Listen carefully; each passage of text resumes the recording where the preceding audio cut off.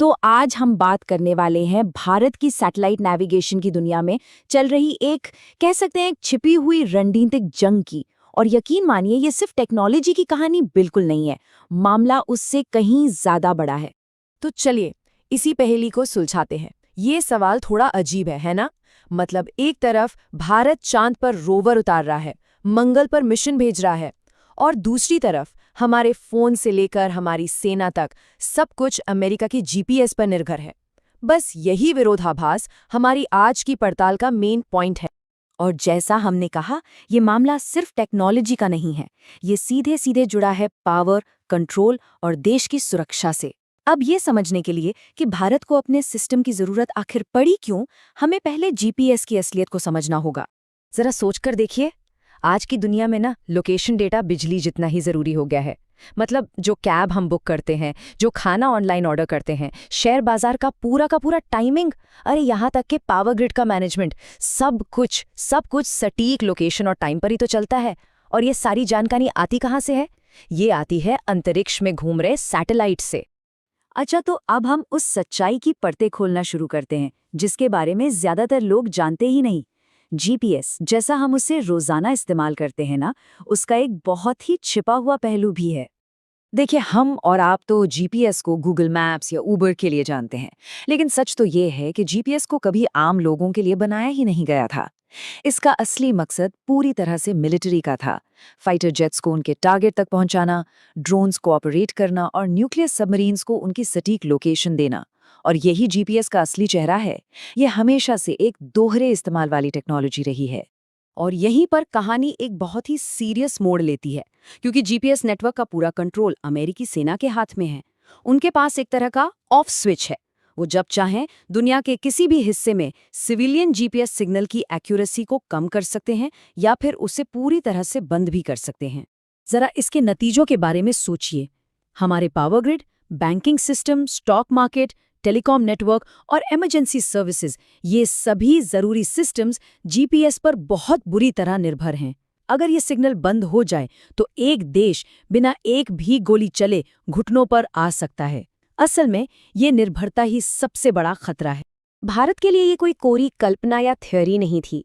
ये एक दिन कड़वी हकीकत बनकर सामने आया। एक ऐसी घटना जिसने भारत के डिफेंस प्लानर्स की सोच को हमेशा के लिए बदल कर रख दिया। साल था 1999। कारगिल युद्ध अपने चरम पर था। भारतीय सेना को पहाड़ों की चोटियों पर बैठे दुश्मन की एकदम सटीक लोकेशन की सख्त जरूरत थी, और भारत ने अमेरिका से उस इलाके का जीपीएस डेटा देने की रिक्वेस्ट की, और अमेरिका ने साफ मना कर दिया। बस उस एक इनकार ने ना भारतीय डिफेंस एस्टैब्लिशमेंट को अंदर तक हिला कर रख दिया।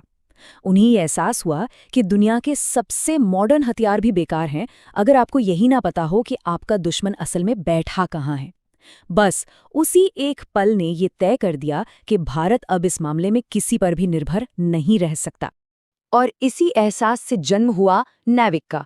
इस रणनीतिक कमजोरी को हमेशा के लिए खत्म करने के लिए भारत का अपना जवाब, भारत का अपना सॉल्यूशन, नेविक यानी navigation with Indian constellation, Bharat का अपना इंडिपेंडेंट सैटेलाइट नेविगेशन सिस्टम है। इसे खास तौर पर भारत और उसके आसपास के करीब 1500 किलोमीटर के एरिया को कवर करने के लिए डिजाइन किया गया है। अब जरा इस टेबल को देखिए, आपको दोनों सिस्टम्स का फर्क तुरंत समझ आ जाएगा। जीपीएस के पास 30 से ज्यादा सैटेलाइट्स हैं जो पूरी दुनिया को कवर करते हैं, जबकि नेविक के पास फिलहाल 7 सैटेलाइट्स हैं जो एक रीजनल कवरेज देते हैं। तो कागज पर तो भारत आत्मनिर्भर हो गया, लेकिन असली लड़ाई स्पेस में नहीं, जमीन पर है। लेकिन सुनिए, सिर्फ सैटेलाइट बना लेना ही काफी नहीं होता। असली चुनौती तो कहीं और ही है, और यही इस कहानी का सबसे दिलचस्प मोड़ है। देखिए, सैटेलाइट लॉन्च कर देना एक बात है, लेकिन दुनिया भर में जो अरबों डिवाइस, हार्डवेयर और सॉफ्टवेयर हैं, उनको उस नए सैटेलाइट सिग्नल के साथ काम करने के लिए तैयार करना, वो बिल्कुल दूसरी बात है। असली चुनौती यही इकोसिस्टम है जो दशकों से जीपीएस के चारों तरफ बना हुआ है। अब जीपीएस को नेविक से बदलना सुनने में जितना आसान लगता है, असल में ये चुनौती बहुत बड़ी है। जरा सोचिए तो, देश के हर एक स्मार्टफोन में एक नई नेविक कंपैटिबल चिप लगवानी पड़ेगी। फिर हर हवाई जहाज, हर समुद्री जहाज, हर मिसाइल सिस्टम में नए रिसीवर लगाने होंगे। और बात यहीं खत्म नहीं होती। इसके बाद दुनिया भर के सॉफ्टवेयर डेवलपर्स को इस बात के लिए राजी करना होगा कि वो अपने ऐप्स को इस नए सिस्टम के लिए अपडेट करें। मतलब ये कोई छोटा मोटा काम नहीं है, इसमें दशकों लग सकते हैं और अरबों डॉलर का खर्चा है। और हाँ, भारत इस लड़ाई में अकेला नहीं है। चीन ने अपना बेडू सिस्टम बनाया, रूस के पास GLONASS है और यूरोपियन यूनियन ने गैलीलियो को डेवलप किया है। दुनिया की बड़ी शक्तियां ये समझ चुकी हैं कि सैटेलाइट नेविगेशन अब सिर्फ एक सुविधा नहीं है, बल्कि 21वीं सदी में राष्ट्रीय संप्रभुता का एक बहुत ज़रूरी हिस्सा है। तो आखिर में ये सब किस बात पर आके रुकता है? मतलब इस निर्भरता की असली कीमत क्या है, खासकर तब जब हालात मुश्किल हों? देखिए, शांति के समय में तो GPS पर निर्भर रहना बहुत सुविधाजनक लगता है, लेकिन युद्ध के समय यही निर्भरता एक जानलेवा कमजोरी बन जाती है। दुश्मन देश GPS सिग्नल को जाम करके आपकी मिसाइलों को उनके टारगेट से भटका सकता है, आपके ड्रोन्स को आसमान से गिरा सकता है और आपके जहाज़ों को समंदर में भटका सकता है। और यही इस पूरी कहानी का निचोड़ है। आप मंगल पर यान भेज सकते हैं, चांद पर उतर सकते हैं, लेकिन अगर आपके देश को चलाने वाला वो अदृश्य सिग्नल किसी और के कंट्रोल में है, तो असली शक्ति किसके हाथ में है? आखिर में ये सब इसी एक सोच पर आकर टिकता है। आज की दुनिया में किसी और पर निर्भर रहना आपको कमजोर बनाता है, क्योंकि निर्भरता का मतलब है कि आप किसी और को अपना भविष्य तय करने का अधिकार दे रहे हैं। तो हम आपको इसी सवाल के साथ छोड़े जा रहे हैं। इस अदृश्य सिग्नलों की दुनिया में ये सवाल पूछना और इसका जवाब जानना शायद सबसे ज्यादा जरूरी है कि आपके देश को कंट्रोल करने वाले सिग्नल का असली मालिक कौन है।